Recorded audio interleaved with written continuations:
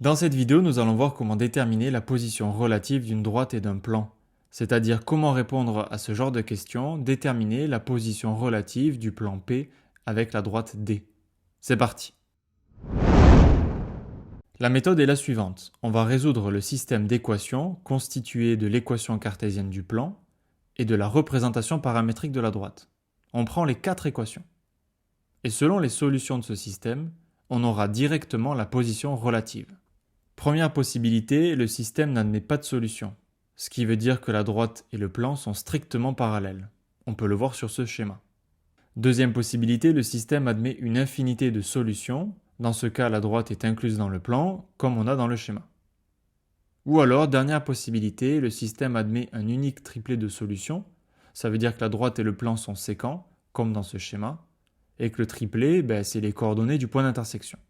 Prenons notre exemple. On a alors notre système avec les 4 équations. Alors, il ne faut pas s'inquiéter, il est plus facile à résoudre qu'il en a l'air.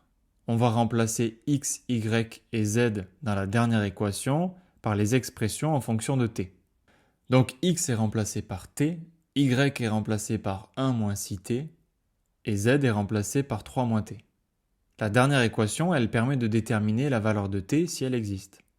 Ici, c'est impossible, puisqu'on a une égalité qui n'est jamais vraie, et oui, on obtient 0 égale à 1.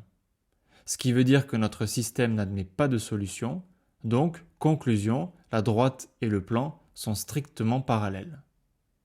Allez, on prend un deuxième exemple pour se faire plaisir. On a une nouvelle droite et un nouveau plan. On recommence avec donc le nouveau système. La méthode, c'est la même. On remplace x, y et z dans l'équation du plan. Cette fois-ci, on va trouver une valeur pour t, puisqu'en résolvant l'équation, on a t égale à 2. On peut donc calculer x, y et z, ce qui veut dire que notre système admet une unique solution. On peut alors conclure que la droite D et le plan P sont sécants au point de coordonnées 3, 4 et 1. Et voilà, c'est terminé, tu sais maintenant comment déterminer la position relative d'une droite et d'un plan. Si cette vidéo t'a plu, n'hésite pas à liker et à t'abonner. On se retrouve tout de suite pour une prochaine vidéo.